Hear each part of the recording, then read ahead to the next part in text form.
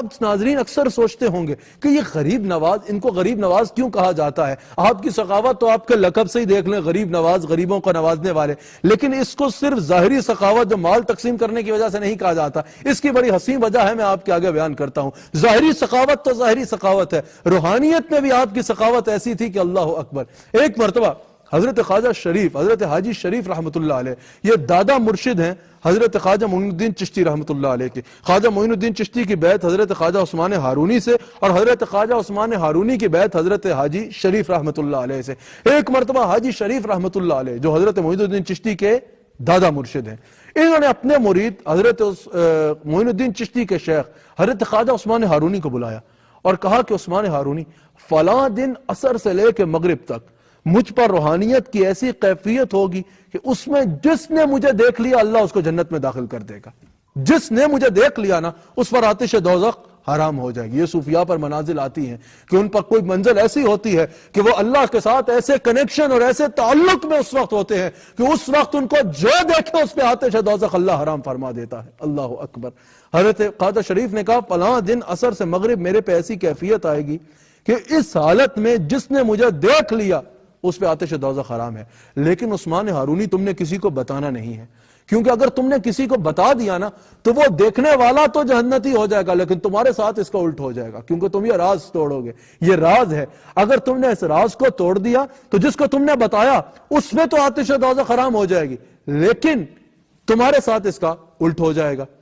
حضرت عثمان ہارونی نے کہا حضرت میں کسی کو نہیں بتاؤں گا، ایک اجازت دے دیں میں اپنے مرید معین الدین کو یہ بات بتا دوں، معین الدین کو بتاؤں گا اور کسی کو نہیں بتاؤں گا۔ خواجہ شریف نے کہا اچھا چلو ٹھیک ہے، معین الدین کو بتا دینا، لیکن معین الدین کو بھی ساتھ یہ بتا دینا کہ اگر اس نے یہ بات آگے کسی کو بتائی تو اس کے ساتھ اس کا الٹ ہو جائے گا، وہ جنت میں چلا جائے گا جس کو اس نے بتایا اور دیکھ لیا اس کو جہنم میں جانا پڑے گا۔ خواجہ عثمان ہارونی نے کہا بالکل ٹھیک ہے حضرت میں بتا دوں گا۔ اچھا معین الدین چشتی کو بتایا انہوں نے اور ساتھ یہ بتا دیا کہ معین الدین تم نے کسی اور کو بتایا تو تمہارے ساتھ اس کا الٹ ہو جائے گا۔ خواجہ غریب نواز نے سوچا اور اعلان شروع کر دیے کہ جاؤ فلاں دن جس نے خواجہ شریف کو دیکھ لیا اس پہ آتش دوزخ حرام، فلاں دن جس نے خواجہ شریف کو دیکھا اس پہ آتش دوزخ حرام۔ حضرت خواجہ شریف اس دن عصر کے بعد اپنے گھر سے باہر آئے تو دیکھا کہ مخلوق کا جم غفیر ہے جو ان کو دیکھنے حاضر ہے۔ انہوں نے جلال آیا، کہا کس نے بتایا ہے تمہیں؟ عثمان ہارونی کو بلاؤ۔ عثمان ہارونی حاضر ہوئے، کہا میں نے تمہیں بتایا نہیں تھا تمہارے ساتھ اس کا الٹ ہو جائے گا؟ کہا حضور آپ نے بتایا تھا، میں نے اجازت لی تھی معین الدین کی اور کسی کو نہیں بتایا۔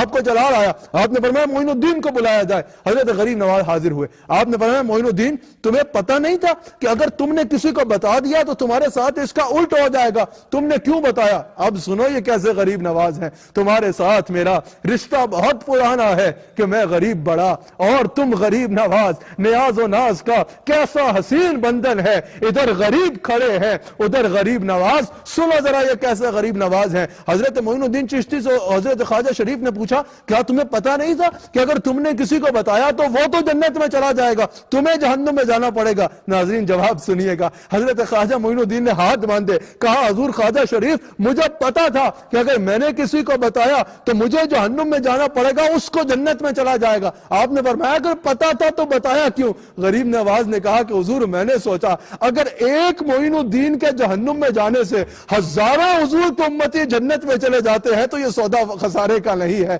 یہ سودا خسارے کا نہیں ہے۔ حضرت خواجہ شریف کو وجد آ گیا، آپ نے آنکھوں کو بند کیا، آنکھوں کو کھولا، کہا معین الدین تم جنتی ہو اور تم غریب نواز ہو، تم غریب نواز ہو۔ یہ ہے حضرت خواجہ غریب نواز رحمت اللہ تعالی علیہ۔ اللہ اکبر۔ ہمیں صوفیاء کے ایسا اشعار ملتا ہے، اللہ کے کامل ولی ہیں، دعا کرتے ہیں یا اللہ میرے جسم کو جہنم میں ڈال دے اور میرے جسم کو اتنا بڑا کر دے کہ جہنم بھر جائے تاکہ تیرا کوئی بندہ جہنم میں نہ آئے، سب کو جنت میں جانا نصیب ہو جائے۔ یہ صوفیاء کی اللہ کی مخلوق کے ساتھ محبت ہوتی ہے، یہ ان کا اللہ تعالیٰ کی مخلوق کے ساتھ تعلق ہوتا ہے۔